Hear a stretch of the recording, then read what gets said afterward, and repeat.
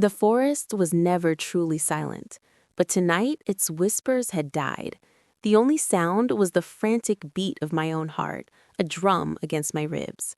I, Alara, an Omega of the Silver Fang pack, froze on the moon-drenched path, a basket of moon-bloom herbs slipping from my numb fingers. Glass vials chimed a delicate, desperate music as they tumbled into the moss. It wasn't the silence that stopped me, it was the scent. Copper sharp and sickly sweet, cutting through the clean perfume of pine and night-blooming jasmine. Blood, a lot of it. My wolf, a quiet presence I usually kept buried, surged against my skin with a whimper of pure terror. "Run," she begged. "Run home to the village lights, to the safety of locked doors and lowered gazes." Every instinct I possessed screamed the same command, but my feet, as if rooted by the ancient trees themselves, refused to obey. A twig snapped. Not the gentle pop of a foraging animal, but the sharp, deliberate crack of something heavy, something moving with purpose through the shadow-draped pines ahead. The footsteps were uneven, a staggering, stumbling rhythm that spoke of agony or madness, or both. The stories flooded my mind, colder than the night air. Tales whispered around dying fires of alphas who fought the moon's pull and lost. Wolves who surrendered to the primal rage within, becoming creatures of tooth and claw, devoid of reason. If an ordinary alpha could fall to the moon madness, what of the strongest among us? What of him? And then he emerged. King Kalen of the Northern Claws emerged from between two monolithic oaks, and the world stopped spinning. The most powerful werewolf alive, the male whose name was spoken in tones of reverence and fear, was a broken monument. His obsidian hair, which was always impeccably styled, was a wild cascade over a face streaked with dirt and— was that blood?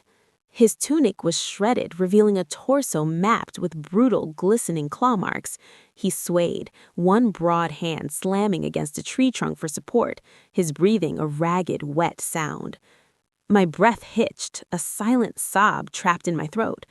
"Moon goddess, save us," I prayed. "He's lost to the madness." I should have fled. I should have turned and run until my lungs burned and my legs gave way. But as I took a single, involuntary step back, his head lifted. His eyes found mine. All the legends about King Kalen's eyes, liquid mercury, piercing steel, cold as winter stars, were lies. In that moment, they were simply lost. A storm of silver and pain, and they locked onto me with an intensity that stole the very air from my lungs. He wasn't looking at me like a king looks at a subject. He was looking at me like a drowning man looks at the shore. Time splintered. One heartbeat, he was 20 paces away, a wounded giant on the verge of collapse. The next, he was right there. The heat of him radiated against my skin, a furnace in the cool night. His scent— pine, smoke, iron, and something deeply, fundamentally wild wrapped around me. My wolf didn't whimper this time. She sang, a confused, terrified, yearning song that made my knees weak. "Please," the word was a rasp torn from a ruined throat. It was the most shocking thing of all. The Alpha King did not say please. He commanded. He decreed. He certainly did not look at an orphaned Omega healer with eyes that held a vulnerability so raw it cracked something inside my chest. "Your Majesty," I stammered, my healer's instincts battling with the terror. "You're hurt. Let me—" I gestured weakly to my basket, to the supplies now scattered on the forest floor. "It's not my blood," he growled, the sound vibrating in the space between us.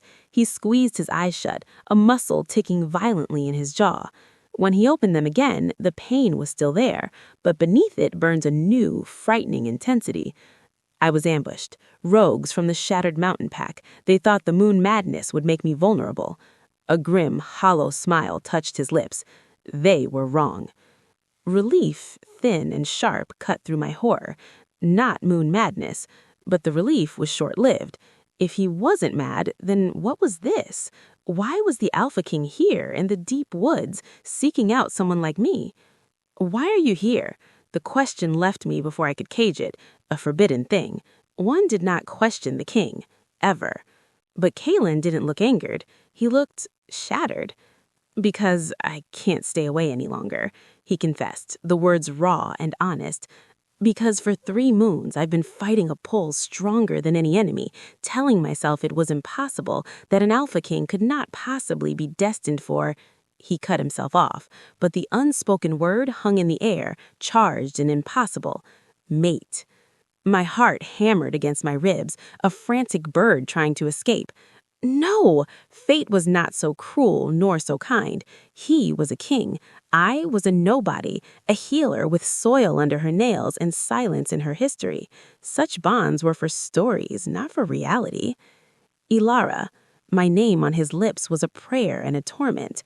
"Do you feel this? Tell me you feel this pull, or I have truly lost my mind."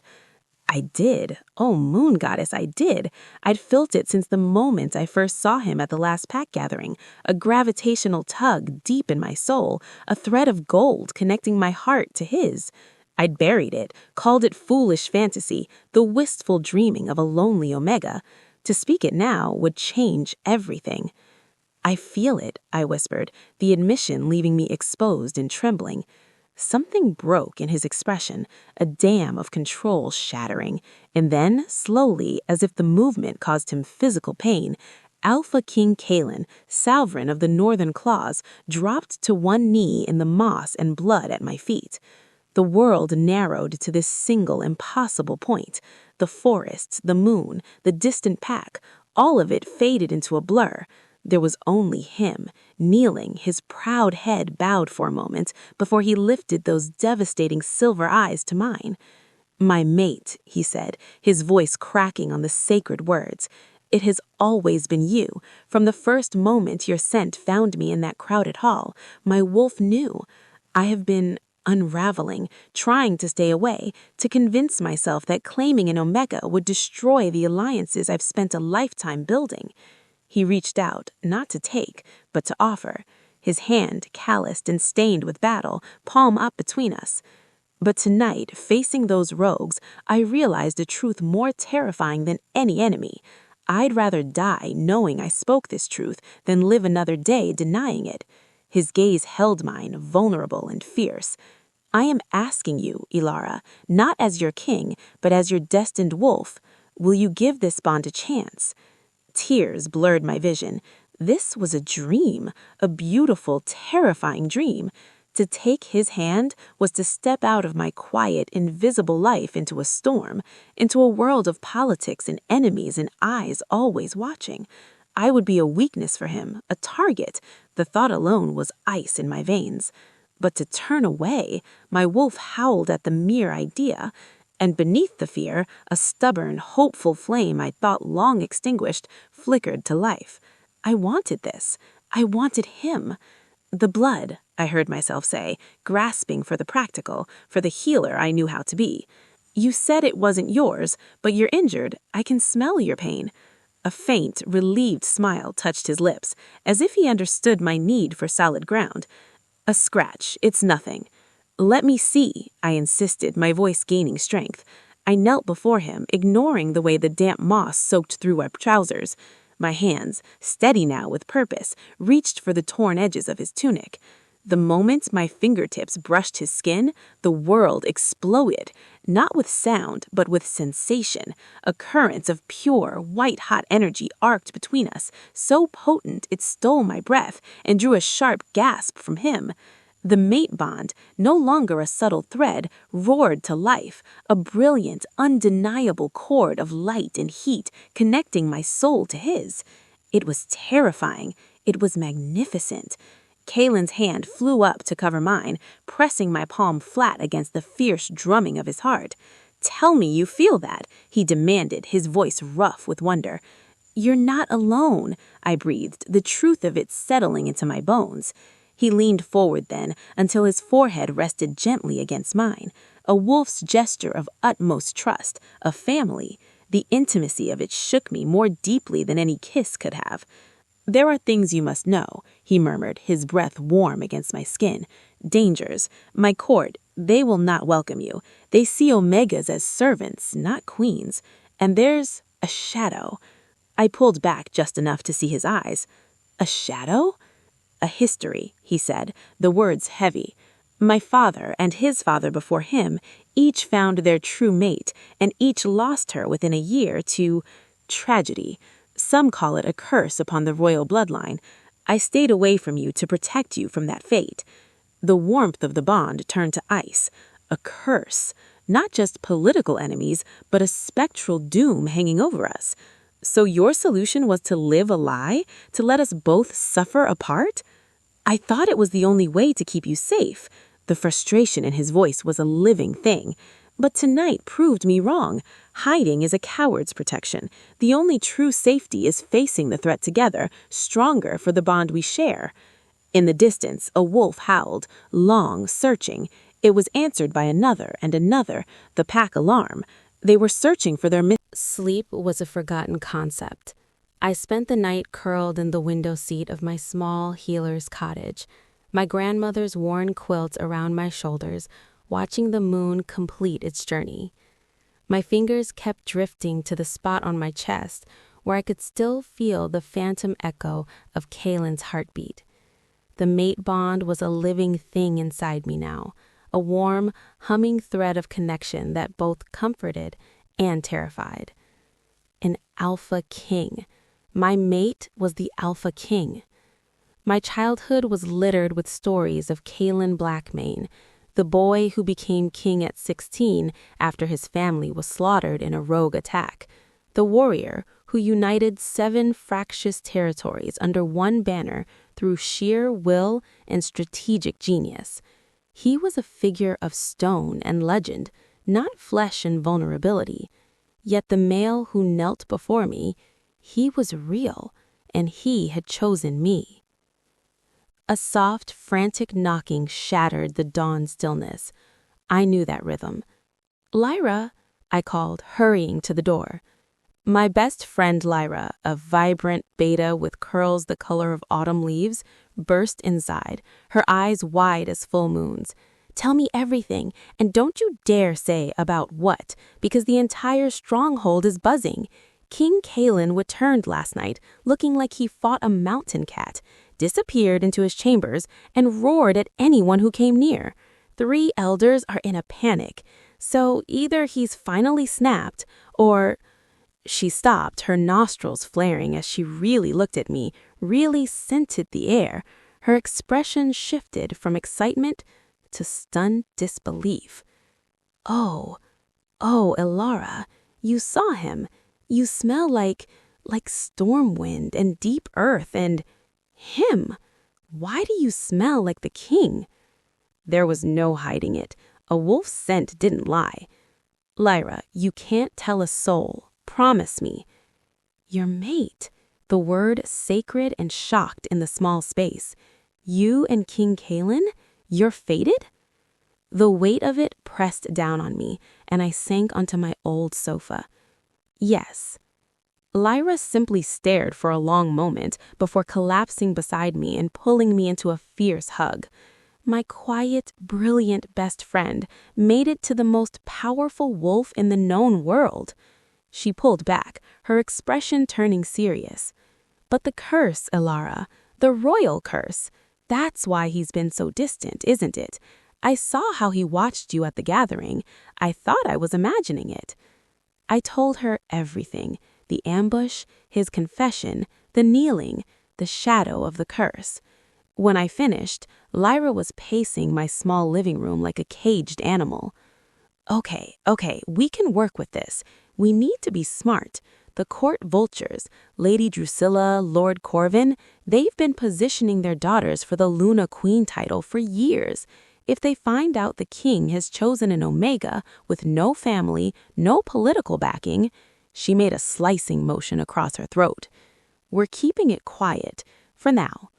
"You can't keep it quiet forever, Elara. The bond will manifest. Your scents are already mingling, and when he marks you—" She saw my flush and held up a hand. Fine, but you need allies, real ones, people with power who can help you navigate the viper's nest when this becomes public. I have you. And I would die for you," Lyra said fiercely. "But I'm a beta, low ranking. You need someone in the council, someone respected, untouchable. She bit her lip. What about Elder Selene? Elder Selene, the oldest member of the High Council, a she-wolf of immense wisdom and unshakable integrity. I had treated her chronic joint pain last winter, spending long hours preparing specialized salves.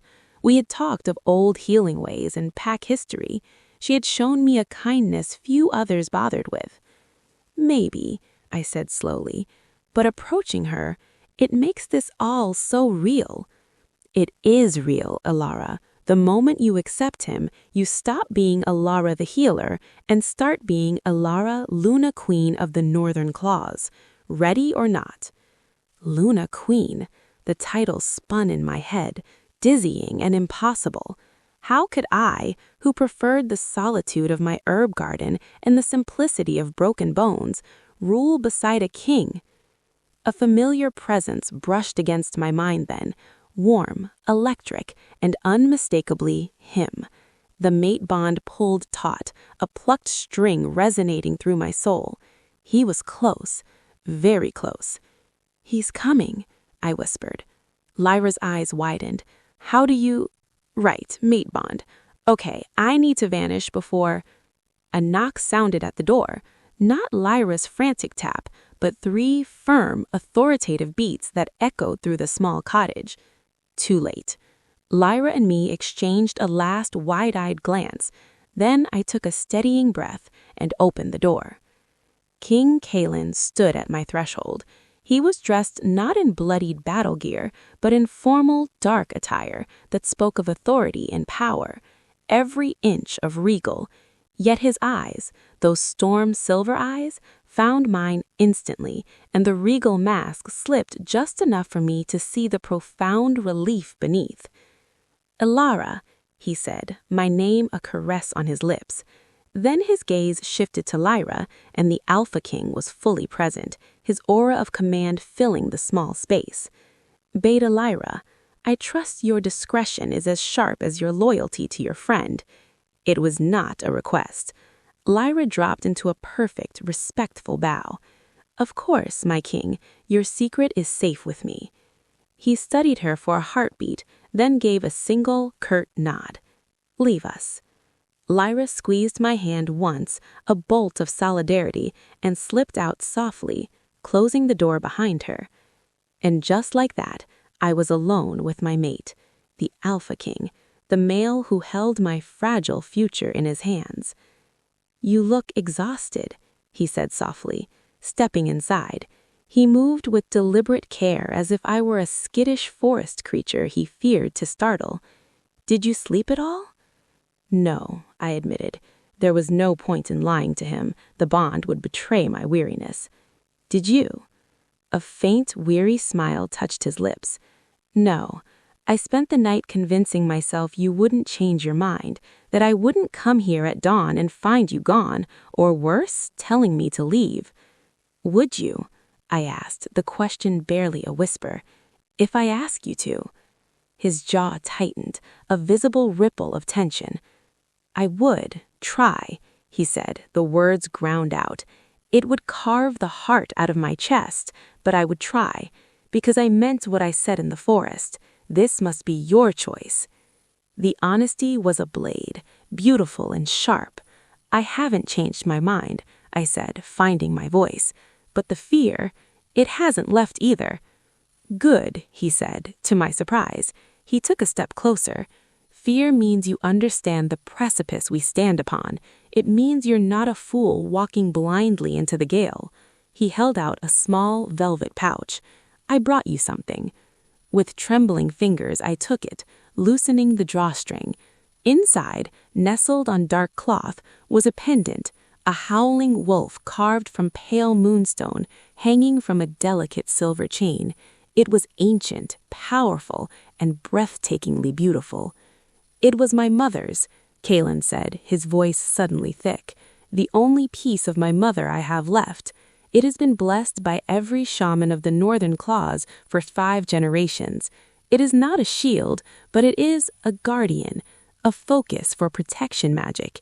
It might help. He took it from me, his movements reverent, and moved behind me to fasten it around my neck. His fingers brushed the sensitive skin at my nape, and we both shuddered at the contact, the bond flaring bright and warm between us. The moonstone settled against my collarbone, cool at first, then warming as if recognizing its new wearer. "Because you are mine to protect now," he murmured, his breath stirring my hair. The weight of the pendant, of his words, of the destiny settling on my shoulders, was immense. "What happens now?" I whispered. His hands came to rest on my shoulders, solid and sure. "Now," he said, his voice low and steady, "now we learn who wants the curse to remain real, and we ensure they fail." 3 days passed in a strange, suspended quiet. Kalen came each dawn, a shadow slipping from the fading night into my cottage. We did not speak of mates or crowns or curses. He told me of the crushing weight of uniting 7 packs, of the constant, silent war of politics that exhausted him more than any battlefield. I spoke of my grandmother, the last of my line, who taught me the language of herbs and the grace of healing hands before the silence took her. I told him of the years of being unseen, the Omega who blended into the background, grateful for the safety of invisibility. "I saw you," Kalen said on the 3rd morning. We sat on my sun-warmed steps, watching the world wake.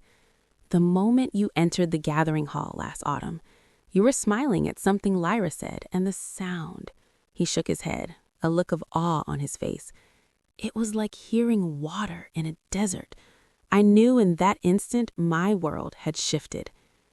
"I thought you hated me," I confessed. "You looked so angry." "I was furious," he admitted, his thumb stroking the back of my hand. "Furious at fate for dangling a treasure before a king who knew any treasure he cherished would be stolen or destroyed." He turned my hand over, tracing the lines of my palm. "That fury hasn't left. It has just found a new direction." A howl tore through the peaceful morning, not the long call of a hunt or a greeting, but a sharp, serrated blade of sound, the pack alarm. Kalen was on his feet before the echo died, every muscle coiled, his eyes flashing molten silver. "Inside," he commanded, the alpha voice leaving no room for argument. "Lock the door. Do not open it for anyone but me or Lyra." "What is it?" My healer's pulse was already racing, my mind cataloging potential emergencies. "I don't know," he snarled, his nostrils flaring, "but I smell fear and blood." He was a blur of motion, disappearing toward the pack square at a speed no human could match. I locked the door as ordered, my hands shaking. But the alarm meant injury. It meant someone was hurt, possibly dying. And I was the best healer the Silver Fang had. My grandmother's voice echoed in my head, gentle but firm. "Our duty is to the pack, child, to the hurting, even when we are afraid." I grabbed my leather medical satchel, slung it over my shoulder, and ran. The pack square was chaos, wolves in various states of shift crowded in a tight, roaring circle. Pushing through, my healer's authority carved a path where my Omega status never could. Then I saw her, Sierra, a young Omega, barely 17, with eyes the color of summer sky and a laugh like wind chimes. She had come to me just last week with a sprained wrist from a fall, sweet, shy, dreaming of becoming a storyteller. Now she lay on the cold stones, her honey-brown hair fanned out, dark and wet. The coppery scent of blood was a thick fog. Her throat was a ruin of torn flesh, her open eyes reflecting the dawn sky she would never see again. "No," I breathed, the word a ghost. I dropped to my knees, my hands moving automatically, checking for a pulse at her wrist, her throat, knowing it was futile but compelled to try. A healer always tries. "She's gone." Kalen's voice was like granite, cold and unyielding. He stood over us, his face a mask of such contained fury it was more terrifying than a shout. This was no animal attack. This was an execution. Precise, professional. Who would want Sierra dead? She was kind, harmless, a nobody. Just like me. The realization struck me like a physical blow, chilling the blood in my veins. I looked from Sierra's still face to Kaylin's stony one. We were of a similar height, a similar build. Our hair the same shade of honey brown. In the pre-dawn gloom, from behind, "She looks like me," I whispered, horror dawning. Kaylin's gaze snapped to mine, and I saw my own terrible understanding mirrored there. "They were hunting you," he said, the words dropping like stones into the sudden silence that had fallen around us. And the crowd's murmurs turned into a swell of angry voices. "Justice!" someone cried. "Find the killer!" But I couldn't move.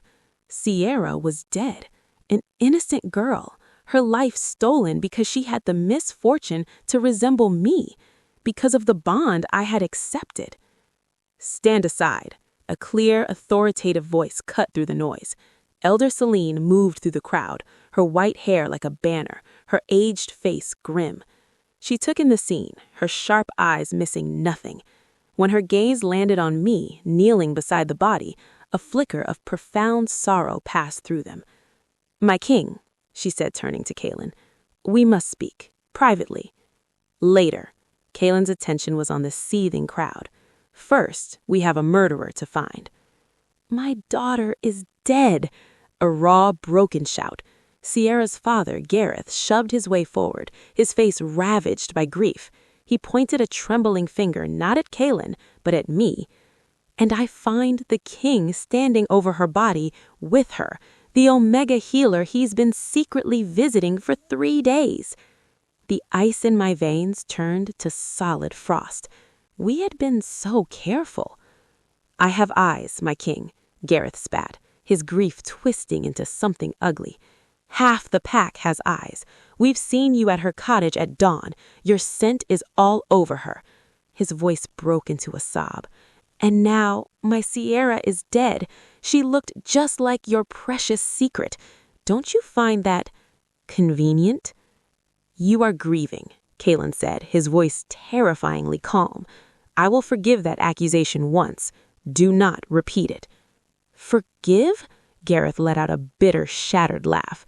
"The last 3 Alpha Kings lost their mates to tragedy. But what if the tragedy wasn't fate? What if it was a king cleaning up his mess? What if he found a mate beneath his station and—" He didn't finish. Kaylin moved with a speed that defied sight. One moment he was beside me, the next he had Gareth by the throat, lifting the larger man off his feet. The crowd gasped, stepping back as one. "Finish that sentence," Kaylin growled, his wolf so close to the surface his voice was barely human. "And I will finish you." "Kaylin, don't!" I grabbed his arm, feeling the violent tremor running through him. "He's in pain. He doesn't mean it." "He means every word," Kaylin snarled, not releasing his grip. "Because someone has been pouring poison in his ear. Someone has been reviving the old rumors. And someone," his burning silver gaze swept the crowd, "wanted Sierra dead. To frame me? To hurt Alara? To shatter my pack's unity?" He threw Gareth down, the man collapsing in a coughing heap. "Elder Celine, convene the High Council. Now. We have a traitor in our midst." As the crowd began to disperse, buzzing with fearful speculation, I felt the weight of their stares, hostile, suspicious, accusing. The secret was out, and the killer, whoever they were, had just made their first bloody move. The High Council chamber was a cavern of cold stone and colder stairs.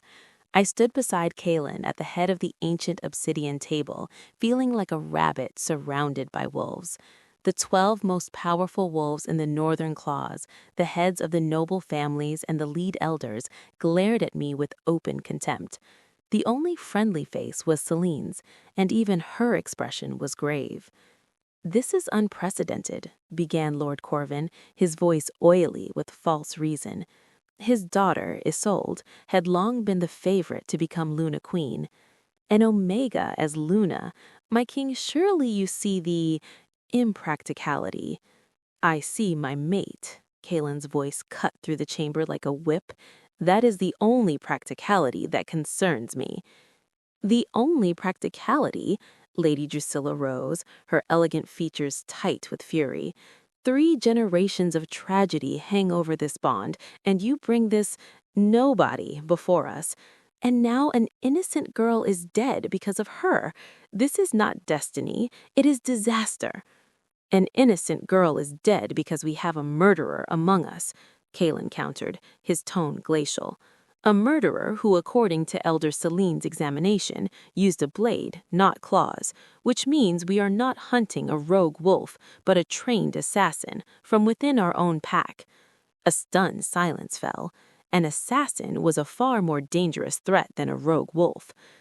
"A convenient theory," Lord Corvin sniffed, "but it does not change the fundamental issue. This bond is unstable. It brings violence and division. For the safety of the pack and the poor girl herself, surely it would be wiser to reconsider." His eyes slid to me with fake pity. "You wouldn't want more blood on your hands, child." The words were a masterful twist of the knife, making Sierra's death my fault. Anger, clean and sharp, cut through my fear. I was done being their target. "Mayn't I speak?" My voice rang out clear and steady in the vast room. Kalen's hand found mine under the table, a bolt of silent support. Elder Celine gave a slight nod. "You are not on trial here, child." "Aren't I?" I met Lady Drusilla's hostile gaze, then Lord Corvin's. "You all look at me and see a weakness, a liability, an Omega who doesn't know her place." I took a step forward, releasing Kalen's hand. "You're right. I don't know court intrigues. I don't have a mighty bloodline. I know herbs and healing and the quiet strength of our people." I paused, letting my words hang. "But I am his mate. That bond wasn't our choice. It was fate's.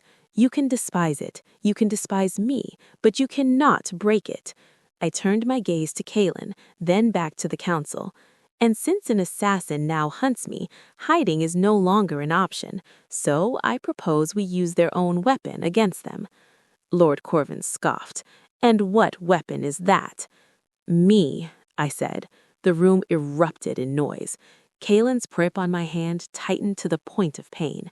"They made a mistake with Sierra. They'll try again, so let them. But this time, we'll be ready. We turn the hunt around. We use me as visible, protected bait to draw the serpent from its hole." "You're suggesting we dangle you before a killer." Elder Thorne looked horrified. "I'm suggesting we stop hiding and start fighting back," I said, my voice gaining strength. "Right now, they have all the advantages. They're in the shadows. If I'm visible, guarded but accessible, they'll have to come into the light to strike. And when they do, we will be waiting." Kalen pulled me aside, his voice a low, furious growl for my ears only. "Have you lost your mind? I will not use you as bait. I won't risk you." "You're risking everything for me," I shot back, meeting his blazing eyes. "Your authority, your pack's unity, your very throne. Let me help fix this. Let me be more than just a burden you have to protect." Something raw and agonizing crossed his face. He searched my eyes, the mate bond thrumming between us, carrying my resolve and his terror. Finally, his jaw clenched, and he gave one tight, reluctant nod. We returned to the table. "We will consider the plan," Kalen announced, his voice brooking no argument. "With conditions. Ilara will have a security detail of my choosing. She is never alone, and the moment the assassin is revealed, the trap is sprung." "I volunteer for her guard." Lyra stepped forward from where she'd been posted at the door. "As do I," Elder Celine added, shocking the room into silence. "If this is how we smoke out the traitor, then I stand with our future Luna."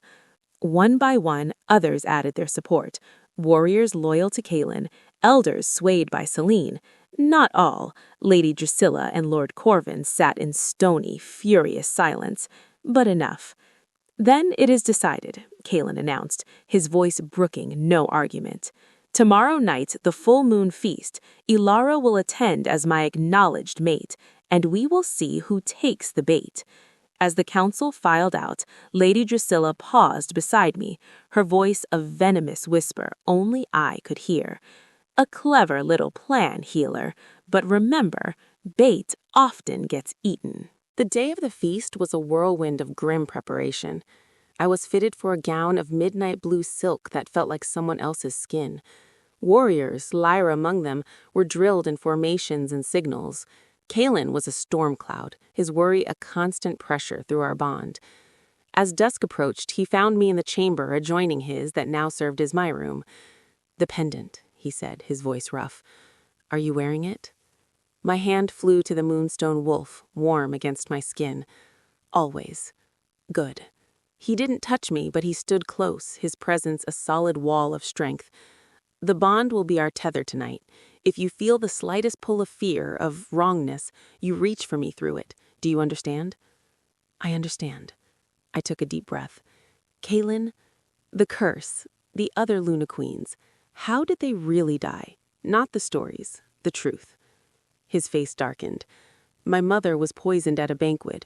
My grandmother fell from a cliff during a hunt. My great-grandmother was set upon by rogues while traveling." He paused, the pain ancient and deep in his eyes. "All alone, all when their mates were distracted or away, all within the first year of their bonding." "So the key wasn't the curse," I said slowly, the healer in me piecing together symptoms. "It was isolation, vulnerability." "Which you will not be," he vowed. "Not tonight, not ever." The feast was a masterpiece of tension disguised as celebration. The great hall blazed with firelight and glittering jewels, but the air crackled with hostility. I stood at Kalen's side on the dais, the pendant a reassuring weight. Our security detail was a ring of quiet steel around us. For hours, nothing happened. There was music, dancing, endless toasts. Lady Drusilla's glare was a constant poison dart. Lord Corvin's smiles were thin and sharp as knives. Then, during a lull, while Kalen was pulled into a debate with the surly alpha of the Howling Crag Pack, Elder Celine appeared at my elbow. "Alara, a word," she said, her face pale. "In private. I've found something in the ancient texts about the pattern of the deaths. It's urgent." I glanced at Kalen, surrounded. Lyra was watching the crowd. The guards were at their posts. Celine was an ally. And if she had information— 5 minutes, I agreed. "Lyra, tell the king where I've gone." Celine led me not to the library, but out into the night, toward the ancient standing stones at the western edge of the stronghold. The stone circle was a sacred, quiet place, used for old rituals. The moment we stepped within the ring of monolithic stones, the sounds of the feast faded, swallowed by an eerie silence. Celine turned, and the kindness was gone from her eyes, replaced by a weary, grim resolve. In her hand, catching the moonlight, was a thin silver dagger. "I am truly sorry, child," she said, and she sounded it. "I admired your spirit, but some designs are too old, too important, to be undone by something as fragile as a bond." My blood turned to ice. "You," I breathed, "you killed Sierra." "A tragic necessity," she sighed. "You were the target. The girl was a mistake. One I regret." "You're an elder, a guardian of the pack. Why?" "I am a guardian," she insisted, her voice gaining fervor. "A guardian of the true order. For generations, the Blackmane kings have been strongest when unencumbered by the distraction of a true mate. Love makes them weak, vulnerable. I saw it with Kalen's father, a great warrior turned into a grieving shell after your predecessor died. The pattern had to be maintained for the strength of the Northern Claws." The horrible truth dawned. There is no curse. There's just you. You killed them all. "I saved this pack," she hissed, advancing. "Your mother's wine, your grandmother's cliff, your great-grandmother's rogue attack. All me. And each time the king that emerged was harder, sharper, more focused on power and survival. Until Kalen. He was the strongest yet. And then he found you." She shook her head. "I tried to make him see reason by letting the curse rumor fester. I even helped Lady Drusilla's pay schemes, hoping the political pressure would make him discard you. But he's stubborn. so the story must reach its proper conclusion. She lunged. I dodged, but the dagger sliced through my sleeve, drawing a line of fire across my arm. I screamed, but the sound was muffled, trapped within the circle of stones. "You can't hear her," Celine said calmly, circling. "These stones were enchanted by shamans long dead to contain power. They contain sound just as well." She struck again, faster. This time the blade bit into my shoulder. I cried out, stumbling back. "It will be quick. One strike to the heart, another tragic loss for the cursed king, and the northern claws will remain strong." She raised the dagger for the final blow. A roar of pure, unadulterated rage shattered the ancient magic. Kalen burst through the stone circle like a force of nature, his eyes fully wolf, his claws extended. He didn't attack Celine. He placed himself between us, a wall of furious alpha power. "Drop the blade, Celine," he commanded, his voice vibrating with a power that made the very air tremble. Celine stared, not at the king, but at me over his shoulder. A strange, sad smile touched her lips. "You see," she whispered, "as already he is distracted. His focus is on protecting you, not on the threat itself." Her gaze shifted to Kalen. "You were the perfect king. Now look at you." "You murdered my mother," Kalen said, the words dripping with a grief so profound it was agony to feel through the bond. "It was necessity," she spat. Then, with the speed that belied her age, she didn't strike at Kalen or at me. She turned the silver dagger and plunged it toward her own heart. Kalen was faster. He knocked the blade from her hand, it skittering across the stone. He grabbed her wrists, his grip iron. "No, you do not get the peace of death.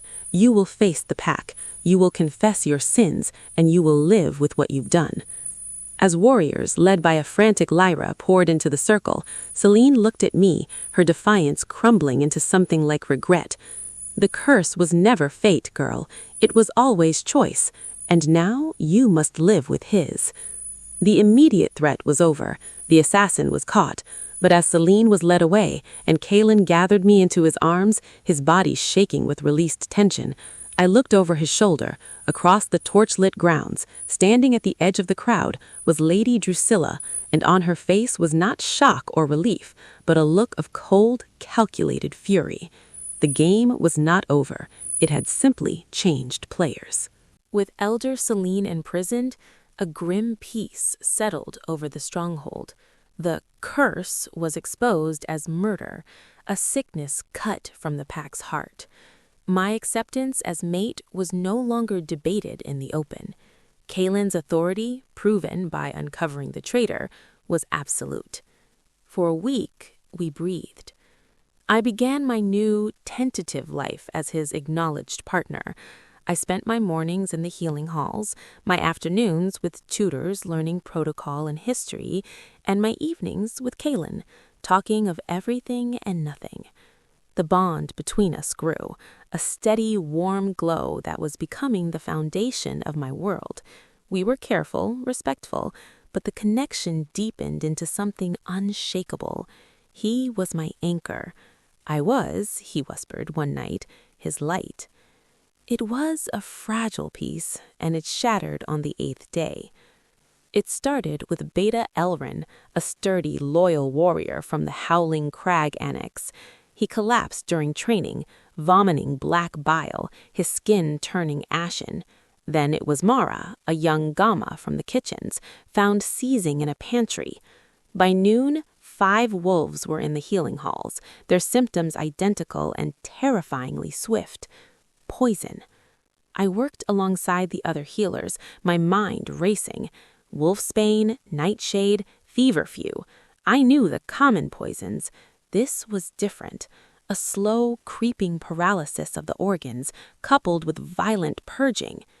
"It's in the water," Kalen declared, his face like thunder after receiving the reports. "The Easton well, the one that supplies the barracks and the lower kitchens." A targeted attack. Not on me, not on him, but on the heart of the pack, its warriors and workers. It was a message. I can strike anywhere. Panic threatened to bubble up, but the healer in me took over. We need yarrow, milk thistle, and activated charcoal as much as we can find, and we need to isolate the source in the well. It might be a root, a concentrated paste. Lord Corvin's lands border the eastern aqueduct, Lyra said quietly, her face serious. She had become my unofficial head of security and most trusted source of information. Suspicion was a cold stone in my gut, but suspicion was not proof. The proof came an hour later, delivered by a trembling Omega child who worked in the stables. She pressed a small linen-wrapped bundle into my hands. "Found it hidden in the hayloft, Luna," she whispered, using the title for the first time. It felt strange, but right. Inside was a clay jar, empty but reeking of the same bitter metallic scent that clung to the sickened wolves. And tucked beside it was a silver signet ring, etched with a coiled serpent, the sigil of House Corvin. I took the evidence to Kalen in his war room. He stared at the ring, his expression unreadable. "This is too obvious," he finally said. "Corvin is many things, arrogant, traditional, prejudiced, but he is not a fool. Leaving his signet ring at the scene of a crime?" "A frame?" I suggested. "Someone wanting us to turn on each other?" "Or a double bluff," Kalen mused. "He expects us to think it's a frame, so we look elsewhere while he remains the true culprit." He slammed a fist on the table. "The poison is the immediate threat. We deal with Corvin later." We organized teams to distribute the antidote I'd concocted. I moved through the healing halls, administering tonics, offering calm words. The gratitude in the patient's eyes was a new, humbling experience.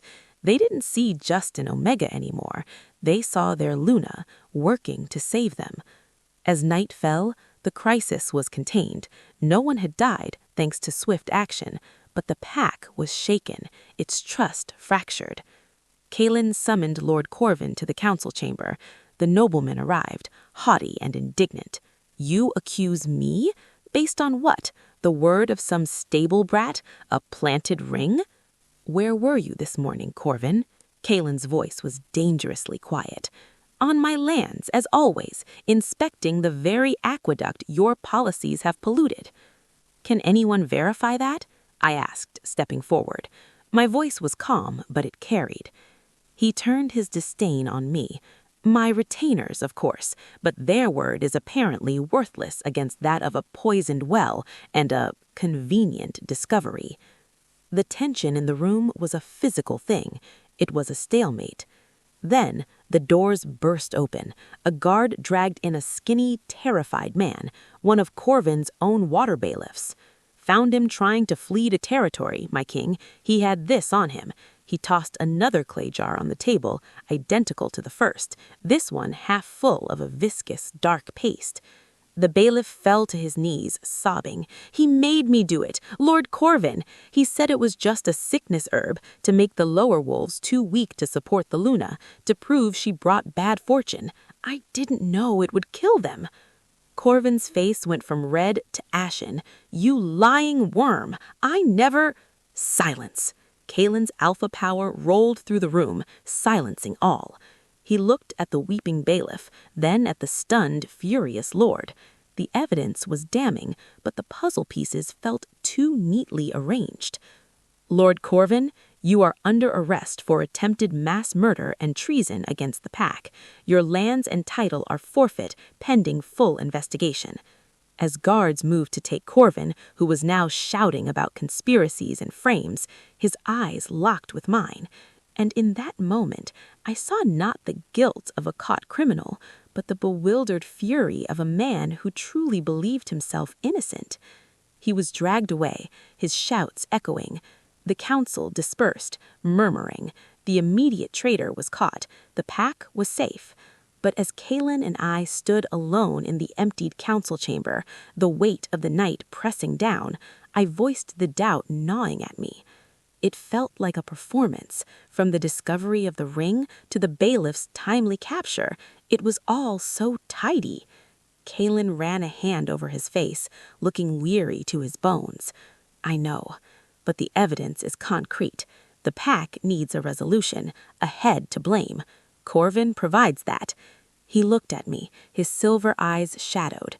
The real danger, my love, is that this might have been exactly what someone wanted, to remove a powerful enemy of yours from the board while making it look like justice, and to keep us looking one way while the true threat moves in the shadows behind us. The victory felt hollow.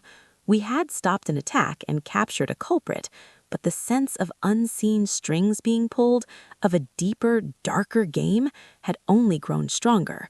The well was cleansed, but the poison of suspicion had been poured into the pack, and it was spreading.